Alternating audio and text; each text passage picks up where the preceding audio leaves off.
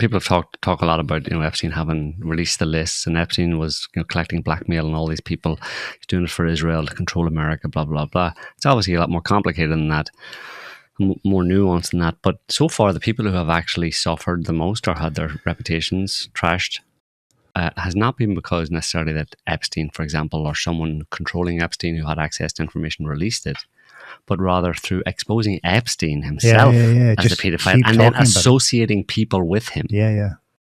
So it's like, that's kind of like a coverall in a certain sense. Anybody who's actually, because like if Epstein is working for this, you know, Israeli/Americans, you know, CIA/Mossad, whatever,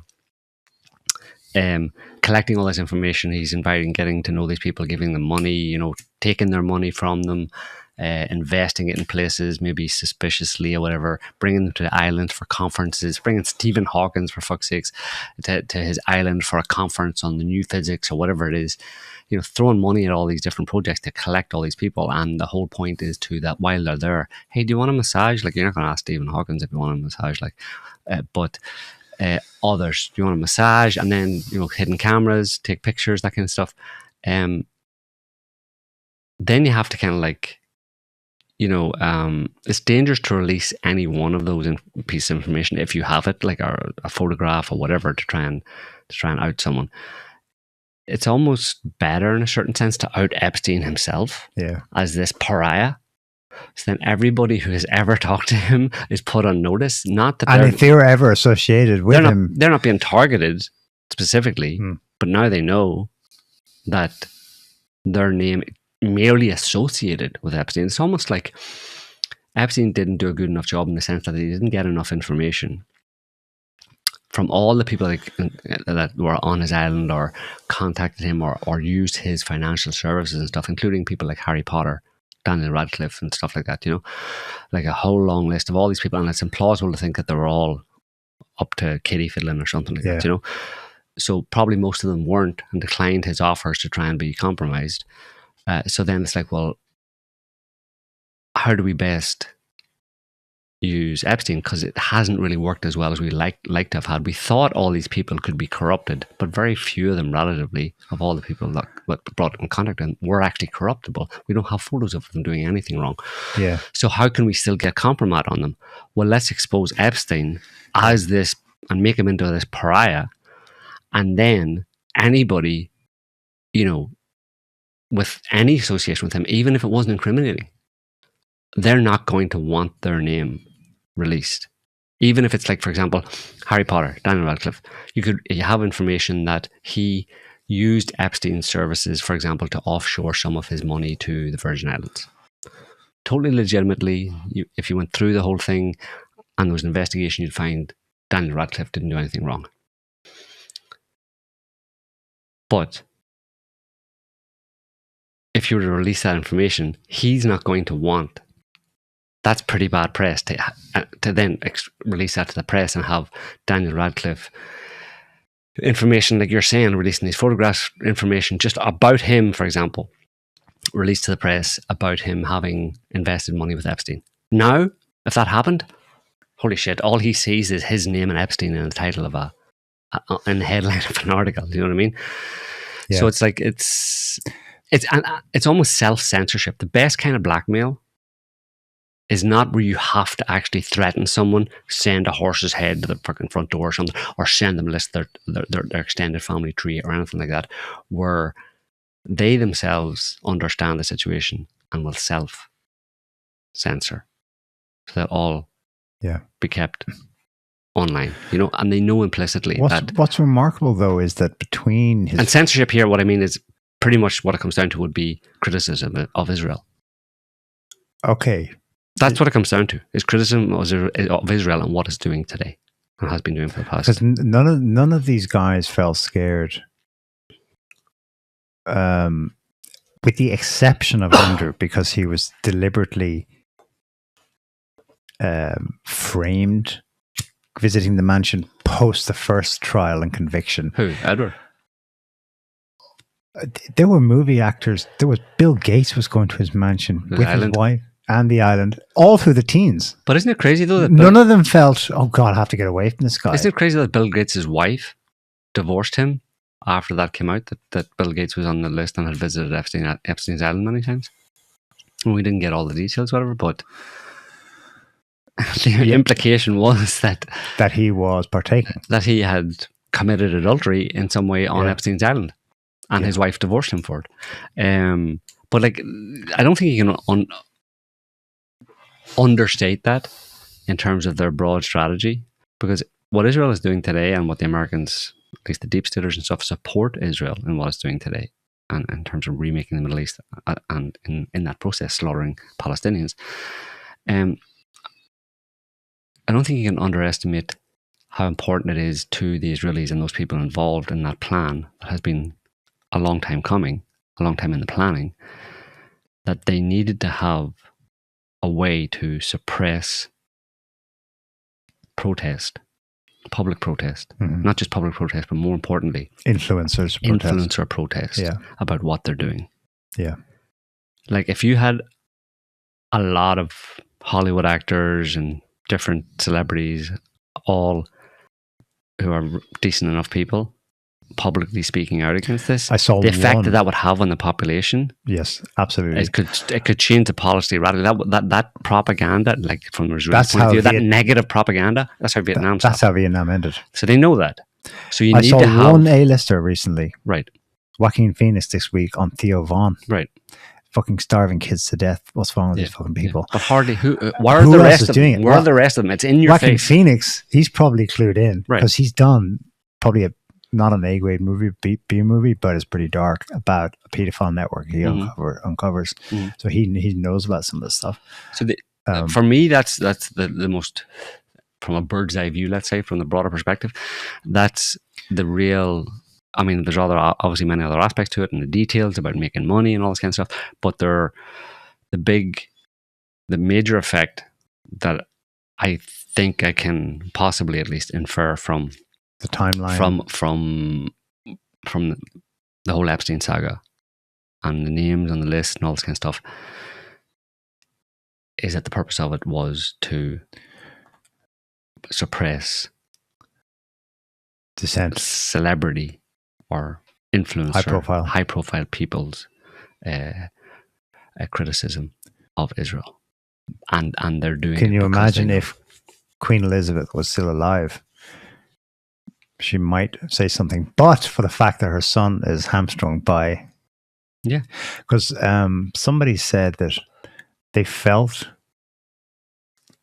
maybe it was one of these Vanity Fair reporters or some other gossipy magazine, that they always had the impression that Andrew wasn't the real target. He was the dupe, and the target was the monarchy. Epstein had his sights on, and that he kind of lorded it over them. There's another infamous photo of him with Ghislaine sitting in repose in very much the same style as Queen Elizabeth would in Balmoral, in her favorite cabin in the valley. Almost, it's like it's taking the same angle on a hunting trip, lodge, yeah. And that we scanned it in that Sun coverage of that photo. The Sun showed a whole array of photos of Epstein tagging along with Ghislaine to go to Andrew's birthday parties for his daughters and stuff like that. So let's cut through the crap in a certain sense and dispel any notion that Epstein wasn't or isn't, or we can say it clearly, given his history with Robert Maxwell, his daughter Ghislaine Maxwell, who Robert Maxwell was basically, was buried with full honors in the state of Israel, and every single president after they probably killed him that was still alive. Well, they didn't kill him probably. After they killed him, every president that was still alive went to the funeral. Israeli president that was still alive went to the funeral, and the president at the time, whoever it was, saying Yitzhak Shamir. Was it Shamir? Saying Prime Minister. Yeah, Prime Minister saying that this Robert Maxwell had done more than anyone else for the state of Israel. And that we can tell in these times. Like we won't be able to tell the full story until later. We can't tell you the full story of all the things that he did for us, basically. So you don't understand any of this unless you understand the Israeli Zionist / whatever mindset and the way that mindset has been for a very long time, and the mindset that kind of is filters down and it spreads amongst Jews around the world type thing of this persecution complex, the Holocaust, never again, the guys are out to get us. We can't sit back and just wait for this to happen again. We have to take proactive, we have to take the initiative, take action to capture to the greatest extent possible all of these different, let's say governments or the different areas within governments, whatever, that could be a threat to us. Because, I mean, that's the narrative, right? I mean, of course, that flies with the average Jewish person or whatever, and maybe a lot of politicians stuff. Higher up, they understand that it's just raw power. They're just seeking raw power and control over the global hegemon at the time, America, and as many other governments that are important to their agenda. But the narrative anyway is these people are out to get us. Like the people that we're befriending and keeping close to us are the ones that are ultimately potentially our enemies. We have to keep our enemies close as possible, and that implies capture of those institutions and hold of power to the greatest extent possible. And that is what they've been doing for a very, very long time, and Epstein fits right into that. This is probably what you mean in part here, but joining that broad perspective, bird's eye view, just the very fact that Epstein is the issue at the same time as the Gaza genocide. Of course. That's what you mean in part. Yeah, well, it's not coincidental that it's happening. It's interesting that it's happening in that way. You know what I mean? It's interesting that's happening at the same time. Trump puts the kibosh, has Pam Bondi write that memo while Netanyahu's midair on his last visit to DC. Yeah. And when I talk about the capture of the American government by Zionist Israeli interests, whatever, I mean, it was done to a large extent with,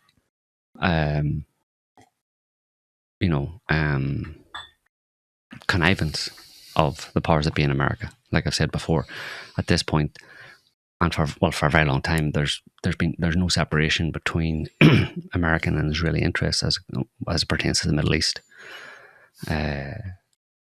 Your interests or our interests. In fact, that's a famous quote from some Israelis on 9/11. Your interests or our interests. Your problems or our problems.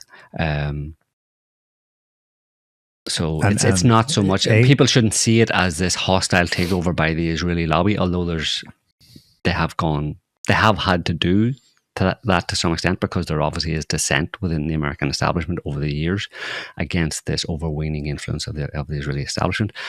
But as far as the American deep state or kind of Washington establishment is concerned, ultimately, they would almost say, like, look, you don't have to do all this shit to take as much control of the American kind of reins of power as possible. You can send this to the Israelis. We'll go along with it, but the Israelis don't trust. These people don't trust. There's no love lost. There's no honor among thieves. So nobody trusts anybody. But ultimately, they go along with it and still go along with it to this day because of what we've talked about in previous shows, the broader, geopolitics 101, which is that, as described by the only person that I've seen who's actually of any note, who's actually just, in government, who's said it very clearly, which is Robert F. Kennedy, when asked why he supports Israel, of all people.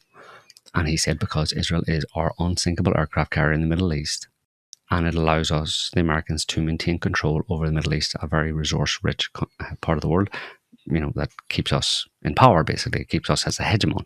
If we don't have Israel there to enforce our policy in the Middle East over all those other countries, then if we lose that, we lose it to Russia, China, and Iran. And if we lose the Middle East to those three countries, America's dead. Gone, over, bye-bye, for all sorts of reasons. But they're pretty obvious, pretty understandable. And that's why, so it's just business, it's just controlling the world. It's like geopolitics. It's getting what you can. And America's had the Middle East for a very long time, passed on to them from the Brits. And the Brits also obviously are invested in that as well, because it's the Atlanticists, the Anglo-Americans. And I think Epstein is, from a broad perspective, Epstein is just part of that whole process of the Israeli Zionist influence, need to have an influence, or need to have, let's say, insurance policy insurance policy over the Americans, who they, yes, we understand that America's interests are our interests, and the Americans are on board with us maintaining we're their fortress in the Middle East. We understand all that, but we can't trust that at any point it might go south. So we have to have an insurance policy. And part of that insurance policy is Jeffrey Epstein and the kind of things that he was doing, and he's very unlikely to be the only one. In fact, he's almost like a hangout, you know, because certainly there's many other people behind the scenes who have been doing much the same kind of things as Jeffrey Epstein, but don't know who they are. Yeah. And maybe we only got to know because he was just too damn greedy, getting in for sure, dozens of schoolgirls every day in Florida. For sure. In the late he had 90s. His own. The locals were starting to notice. He had his own deranged predilections, basically that became a liability, basically. But it was a liability they were prepared to protect all the way up until even today. A sub theory is that he didn't die at all, and he was helped to escape. I don't even think it's a sub theory. You know, based on how these things operate, and we know, through spycraft and how that all works, that the idea of a kill switch. People have talked about it in loads of different places, like what do you call him? One of the most recent ones. He didn't actually come out with it, but what do you call the Kaspersky guy? John, died in Spanish prison. What was his name? Tech rebel. Yeah, tech guru, tech billionaire, Kaspersky. I think he owned Kaspersky, wasn't it? Kaspersky? No, Kaspersky was Russian. Not Kaspersky, what's the other one? The other antivirus software guy. Yeah, the guy with the goatee and the moustache. John something, wasn't it? McAfee. John McAfee. So he allegedly had a kind of kill switch. If anything happens to me, this is going to release, therefore they won't kill me. Didn't happen that way for him. But it's a well-known thing. If anything happens to me, these documents that I have put in a place where you can't touch them will be released by someone else. You don't know who they are, you can't get to them, and they'll be released and they will incriminate all of you. Therefore, you know who else claims has one? Who? And there's overlaps with the Epstein case. John Mark Duggan. Right. Oh, yeah. And I wonder how much of a connection there is here, because he's a cop who escapes the same West Palm Beach police department in 2016. Flees, dressed as a woman in a car to Canada, gets a flight to Russia, claims asylum, is accepted, and is living there to this day. He's now going to the Donbass as a kind of activist journalist living in Russia. But he claimed somewhere along the way between 2016 and now that he has inherited the original case files of the original West Palm Beach detective, Joe Recary, I think it's an Irish name, but I'm not sure how they would have pronounced it there, who died of a fast-growing cancer at the age of 50, which ended his involvement in the case. The Epstein case in the early 2000s. So John Mark Duggan claims he has a dead man switch that's based on, and it includes incriminating video evidence taken presumably from Epstein's home in Florida. Mm-hmm. I don't know what it'll be, but John Mark Duggan is still alive, and he didn't flee because the heat's on me over Epstein. He fled Florida because the heat's on me for blowing the whistle on other corrupt practices in general in my precinct, but not Epstein per se. Mm-hmm. Yeah. So it'd be interesting to know what Epstein's dead man switch was and who has the information, who'd be willing to release it if something bad happened to Epstein, if he wasn't protected in some way. And obviously, he goes to prison. They can't stop that happening. But he gets, I'm open to the idea that he was killed or whatever, but just the autopsy pictures, and there's that picture of the guy who they claim is him. It doesn't look like him at all. The nose is different. The ear is different. The shape of the ear and everything is different. Yeah. And then the missing 1 minute that Pam Bondi tried to pass off as normal, it just shuts off. Turns out it's 3 minutes. Right, exactly. So, the idea that security cameras in prison every single night shut off for 3 minutes, that's totally normal. Yeah, that happens in every Which wasn't prison. What they told us at the time. They told us that they just malfunctioned. Yeah, exactly. Yeah. It happens in every prison. But malfunction is even more suspicious, right? Yeah. It just happened to malfunction. Was better than, but they're just lying, basically. So the chances are that the theory is that, someone in killed him, made it look like a suicide, and then you had Bill Barr signing off on it being a suicide before they had even finished the investigation, despite the fact that several coroners looked at it and said, yeah, these wounds aren't consistent with being self-inflicted. So it's either that, or when those 3 minutes and the cameras are off, you take in a stiff, dump in the cell. Jeffrey he just walks out, gets a car ride out of there, and heads off somewhere. So, given who we have an idea of who Jeffrey Esptein was and how conniving and smart and calculating he was, it's very likely that he at least would have tried to implement something like a kill switch. And if he did successfully, then he's not dead. How do you? Yeah. So that's someone. It's still hard to wrap your head on, because normally what happens is if someone from among your cast gets too greedy, gets too high on his own supply, and ends up making a fucking scene such that it's a public case and he's convicted. And they're starting to. And there's a sweetheart deal, and now it's just breeding a bigger and bigger problem the more you try to save it. Normally they cut it loose. He's a loose end. Yeah. But this guy died with an estate worth officially 600 and something million. The most expensive and largest house in Manhattan. 2 islands, in fact, the famous one and another smaller one. Super yacht. Not 1 airplane. 4 fucking airplanes. 4! Like that. We're talking about sums of money. This is part of what still makes it mysterious. Your theory is great, and it fits broad perspective when it came down to it. Dissent, Israel, keeping the other Western notables. It fits.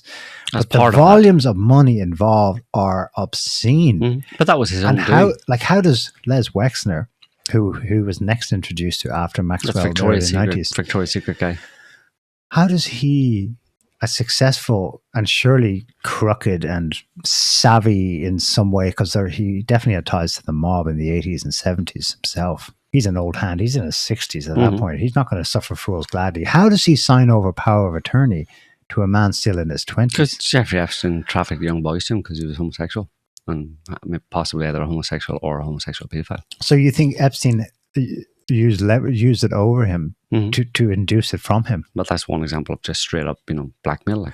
But he's like I said, he's at dealings with the mob. He could have Epstein whacked. Well, it depends who Epstein's working for and who protects him, Like, there's one, and even on Epstein's Wikipedia page, when just looking at here, under financial consulting, it says in August 1981, Epstein founded his own consulting firm, Intercontinental Assets Group, which assisted clients in recovering stolen money from fraudulent brokers and lawyers. He described his work at the time as being a high-level bounty hunter. He told friends that he worked sometimes as a consultant for governments and the very wealthy to recover embezzled funds, while at other times he worked for clients who had embezzled funds. He's immediately, and there is departments for that in these big banks, and he gets straight in there and he's like, that's my job. I want that job where, I help people who have been embezzling and who have been embezzled, and I try and recover their funds, and you get right into but of course facilitated by it all. But you can't do any of this unless you talk about the anti-Semitic tropes. You can't do it. You cannot do this. You cannot talk about this in any meaningful way without talking about anti-Semitic tropes. Namely, the powerful backing of a cohesive groups. Bankers, Jews rule the world, Jews run the banks, all those tropes, right? You can't. You can't make it fit. No, they are exaggerated, but they are real as well, and that's why you're not allowed to talk about those things. I mean, it's like, as people say, the thing you're not allowed to talk about. That's what you should be looking at, because it's probably in a given context. It goes to the heart of the problem, the heart of the issue. It explains the core of the issue, and it's not a surprise that would happen, given the world we live in. That the one thing you're not allowed to talk about is the big thing that really is at the core of, corruption and the issues and the problems in the world. I mean, what's the biggest problem in the world now from a moral perspective for all of humanity? Assuming all of humanity are to to one extent or another, implicated in the crimes of government or whatever, you know, in terms of how the world works, you know. If there's a genocide going on, if a Western government... it's Gaza. Right.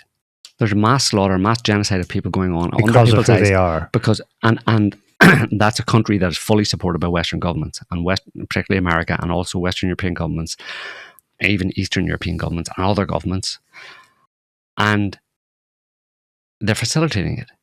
Those governments, it's not just Israel getting rich from it. It's not just Israel telling you that. The report says they're getting rich. Yeah, it's not just Israel trying to shut people up about it. It's your own government, Western governments, are trying to shut you up about it. And we're citizens of those governments, of those countries, run by those governments. So if we're implicated in it, by the very fact of, you know, it depends on who you are, if you protest against it, or if you speak out against it, or if you just roll over and say, oh yeah, those Palestinians, like there's shit going on with Palestinian resistance or Palestinian protest groups in the UK now and stuff, you know, in the media. Oh, Palestine Action are now a terrorist group. Denouncing them and all that kind of stuff. If that has some... If that moral quandary that Western populations find themselves in by being associated and having their government support a genocide under their, you know, right in front of their faces, well then we're in trouble. Morally, we're all in trouble, and in order to do something about it, Epstein's story is a key to how we got into that quandary. If you like. Epstein's story is part of... Yes, exactly. Epstein's story. It's not the whole thing, obviously, but it's emblematic of it. It's one insight into it. It's one aspect of it. And so once you see an aspect of it, and you can infer or assume that there are lots of other Epsteins that no one ever heard about have been doing the same thing for a very long time, leading us to the situation that we're in right now, where we're not allowed to criticize genocide and have that on our conscience. You know, Barack, when he was caught, got nowhere near the same kind of flack, of course, that Prince Andrew did. No. He just went home and said, yeah, I was there for a business meeting. And I believe him, because nominally Epstein, invested shit tons of money in a company he started called Carbine. Carbine is now launched. It's like a major player in...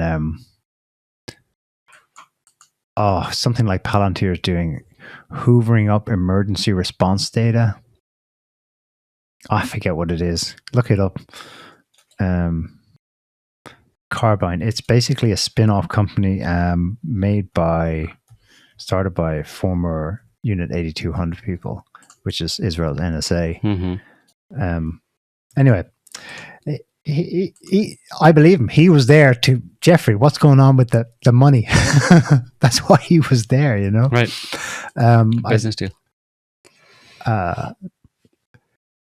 So yeah, the shame works, certainly on Westerners. That, oh no, the last dinner I had with him was a long time ago, you know, but Barack's like, yeah, we're just talking business. Yeah. Piss off. Right. And people are correct. You know, the people that are focusing on the Epstein thing because they intuit almost of, you know, the nature of what's going on behind it. I don't know how many of them do. I don't know how many of the people who are demanding, you know, release the files and Trump and annoyed at Trump for saying there are no files, etc. I don't know if they're doing it for the right reasons. I know some of them are because, you know, they're focused on Israel's overweening influence on America, and by association, what's happening in Gaza. Some of them certainly are angry about that, about being associated with that. But that highlights the fact that the people that are aware are focusing on the Epstein case. They're correct to keep pushing on it, because it goes to the heart of this moral quandary that we've been put in, and the fact, like I said, that people in the West, at least, where there is the most potential and power to actually stop the genocide that's happening in Gaza, stop the mass slaughter of innocent women and children under our noses. Those people are being suppressed from actually, or prevented from actually speaking out and doing something about it. And governments are being, in one, you know, okay, some of them are fully on board with it, but others are also captured by it as well. And how have they been captured by it? Well, look at Epstein. He's not, like I said repeatedly, or said before, he's not the only one. He's just an example, like you said, emblematic or a symptom or one example of this kind of thing that has come to the public. To then extrapolate and say that, oh, well, he's the one that was doing it all. No, there are dozens, if not hundreds of other Epsteins who have been doing the same thing for the same reason or for the same reasons over the years. But just because you don't know who all those others are doesn't mean that you shouldn't focus on Epstein and, continue to push on that, because that really does. I'm hoping people who do that understand the reason why they're doing it, that it goes to the heart of the problem that we are all confronted with and implicated in at least in the West today, which is the mass slaughter of women and children. Yeah. And you're being told, watch the mass slaughter of women and children. Yeah. And shut your fucking mouth. Yeah. Say not a word. If you open your mouth, you're going to be shamed. And who's doing the shaming? Well, it's the Israelis and their backers in America. And why has all that happened? Why is the UK Telegraph and UK media kind of tacitly supporting it or playing it down? Why is the BBC the paragon of independent journalism and stuff, and maybe has a history of being objective about the Middle East and the crimes of Western countries in the Middle East, is being condemned and criticized repeatedly for their biased anti-Israel stance? Well, what kind of influence does that have? What influence can there be on governments, low-level government functionaries, and the masses of the people, and the media and the mass of the people? What influence can there be on them that they will be forced to shut their damn mouths and just watch the genocide of women and children and say nothing? Well, like I said, Epstein is an example. A little insight into, just a small insight. Obviously, you have to go down the rabbit hole and you don't have much access to a lot of the real information, but it's an insight into the mechanism by which that happens, by which you're suppressed from opening your mouth or saying or standing up against and it's genocide. Now we're all being forced or required or asked to be party to genocide by our silence. Yeah. When it's actually happening right in front of us, and it's our governments, at least in the West, our governments are all supporting to the hilt Israel that is committing a genocide. That's only one step removed from direct genocide. And we're all being told that we have to accept it and that's fine. And if you say anything about it, you're an anti-Semite. And I'm sorry, I'm not taking that deal. You know what I mean? I don't care what YouTube thinks. I'm not pandering to we're all being blackmailed in a certain sense, Yeah. We're all Epstein's victims, quote unquote, Epstein's victims in that sense, which is an interesting point. You have Epstein, potentially, using compromise or blackmail on certain people or whatever, or, in different ways, financially or through things that they've done to shut them up so that they, can, and then tied in with Israeli intelligence, because this was absolutely an Israeli/CIA intelligence operation, but primarily Israeli. And that's in order, so people are being compromised of some description is being collected on these people, or they're being captured in some way so that that ultimately they can be used and they're compliant and stuff, but ultimately it's so that they stay on side with the Israeli Zionist agenda. And that's filtered down to the mass of the population now via the anti-Semitism accusation, which is that now we're all being blackmailed to not say anything, to keep your mouth shut, or you'll be shamed, you'll be guilt tripped, lose your job, deported, arrested. So social media posts, depending on what it is. Sure. Yeah. So we're all Epstein victims. We're all victims of the state of Israel and that cabal of people who have been pushing that agenda of, and ultimately it's for Western/Israeli. Again, it's symbiotic. It's like a parasite in its host. The commonality is materialism. For Western hegemony. It's for Western hegemony. They say that what they're saying to you is, oh, you like your material life, do you? Mm-hmm. Okay. But we own every fucking bit of it. Right. And this is what so it the costs. ultimate bet where we'll go is I mean, I'm not suggesting anyone become martyr, but this was what Christians of old understood, that this world is Satan's, Mammon's, to do with what he wills. And I spiritually divest my interest from it. I have faith in another world, another higher, and I am no longer, because they're playing on people's fear of death and their engrossment and enmeshment in materialism. And that's worked very well up till now. And now you see the conversation happening in the US where the podcasters who are like, they're either disgusted with Gaza, or if they're MAGA right and they've had their minds messed with and they're like, no, but Hamas is evil. Do you see them now on Epstein? No, this is the red line in the sand for me. Darryl Cooper described it as such. Yeah. Matt Taibbi? No, the big black beardy guy, Matt something, still at the Daily Wire. Walsh. He's like, no. I'm not just flipping on Epstein. No, so this is my red line, you know. Yeah, so I guess it gets back to the title of the heart of the title of the show. Like, you can see how the Epstein network and the Great Game, the Great Game being a reference to the Great Game of old, of empires vying for control of the world, and that's really, at the physical level, let's say, what's going on. It's like Israel is run by a bunch of psychopaths that are obviously committing genocide in Gaza, and it's in the interest of maintaining their control, and America, by implication, America's control over the Middle East, in order to prevent the fall of the American empire, the fall of America as a global hegemon, and the ceding of it to a multipolar world of Russia, China, and others. And this is how far they're willing to go, and they feel like they need to go there. They put themselves in this position, where it's like, you don't come to the table, you don't do the honest thing, you have no interest in justice, whatever, after you've stolen the land of other people, and those people continue to resist for a long time, and eventually you just get tired of it and you just want to wipe them all out. You just slaughter them all.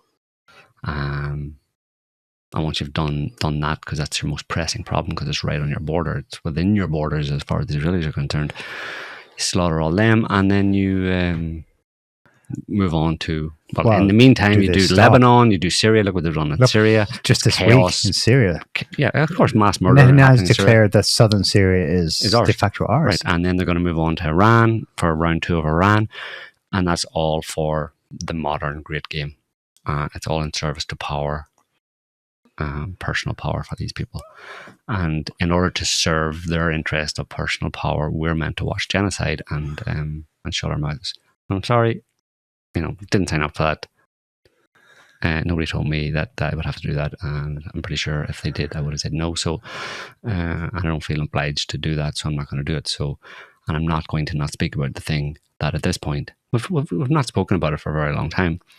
We've danced around it because of that implicit threat, but at this point, it's like, it's getting to the point where it's like, we're not speaking about something that is in my face anymore. Yeah. And I'm not just talking about the Gaza genocide, because a lot of people are talking about that, but who are behind it, and the networks behind it, and how it has come to pass that somehow we all feel like we should just button our lips. Why? And why? Well, we do that because the media tells us to do it, our government tells us to do it. And then it's, why is the media supporting genocide? Why is the government supporting genocide? Why are all these captains of industry all supporting? The people who would give us the authority, give us the permission, let's say, to actually say something openly about it, are telling us to shut up. Why are they doing that? Well, ask Jeffrey Esptein. He'll know why they're not saying anything.